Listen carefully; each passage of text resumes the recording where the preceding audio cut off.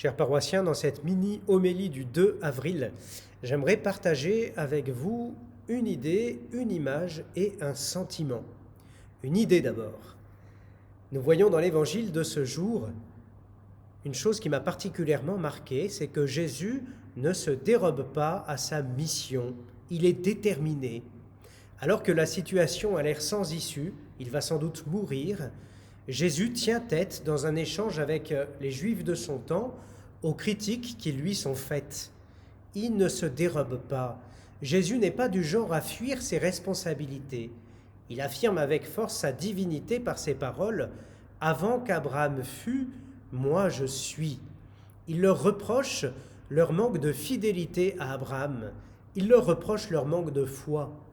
Nous le voyons, Jésus est celui qui démasque l'hypocrisie, le mensonge, les endurcissements du cœur, les mauvaises attitudes devant la vie ou les fausses compréhensions du mystère de Dieu. C'est l'idée que je voulais vous partager, le fait que Jésus ne se dérobe pas à sa mission.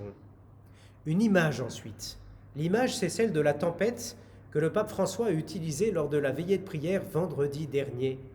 Le pape nous parlait de l'évangile où Jésus dort dans la barque pendant la tempête, alors que les disciples, eux, ont peur et s'agitent.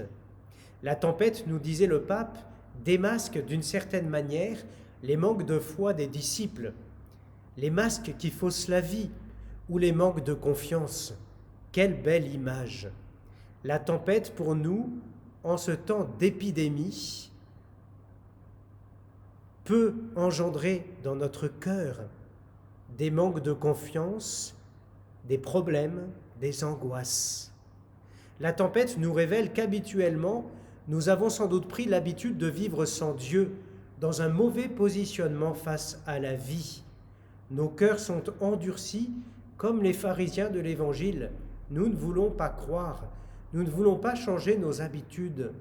Nous sommes pris dans un certain rythme de vie qui nous semble impossible à changer. Cela nous semble comme une fatalité. Chers amis, eh bien laissez-moi pour terminer cette mini-homélie vous partager un sentiment. La tempête que nous vivons actuellement sera-t-elle l'occasion de changer nos cœurs, de nous souvenir que nous ne sommes pas tout-puissants, de prendre conscience qu'il est admirable de continuer à servir les autres, même si c'est au péril de sa vie. Je pense en particulier aux médecins ou aux soignants en ce moment. Pour que cette tempête change quelque chose dans notre vie, il nous faut d'abord réapprendre à accueillir celui qui est le maître de la vie, le Seigneur Jésus.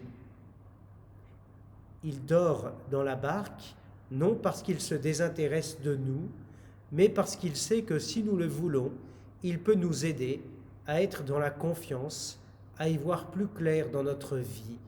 Il attend juste une chose de notre part, c'est que nous puissions lui dire « Je crois que tu es le Seigneur, je crois que tu es Dieu ».